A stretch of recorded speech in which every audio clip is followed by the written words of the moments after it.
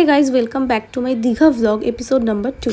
First দিন এসেই হোটেলে কিছু খাওয়া দাওয়া করে দেন চলে গেছিলাম পুলটা দেখে নিলাম। আর পুলটা ছিল কিন্তু বেশ ক্লিন, যেমনটা তোমরা দেখতে পাচ্ছ। পার্কে ঢুকেছি, ঢেউসাগর পার্কে, এসে দেখতে কিছুই নেই। অ্যান্ড রাতে গেছিলাম ঢেউসাগর পার্কে, সপ্তাহে রয়েছে আজকের এই ব্লগে। ক্লিন পুল তো দেখলাম, বাট আমি চলে গেছিলাম এই ঘোলাটে সমুদ্রে, বিকজ পুল তো যেখানে সেখানেই পাওয়া যায়, কিন্তু সমুদ্রের আবার কবে দেখা মিলবে সেটা তো জানি। এরপর স্নান করে রুমে এসে আবার রেডি হয়ে নিয়েছিলাম।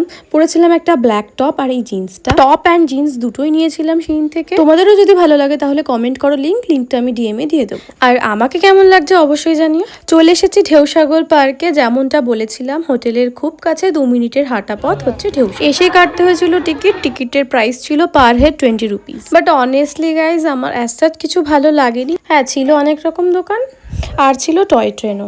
পার্কে ঢুকেছি ঢেউসাগর পার্কে, এসে দেখতে কিছুই নেই। অফকোর্স পার্কটা ছিল বেশ পিসফুল, অনেকটা সময় তোমরা এখানে বসে কাটাতে পারবে।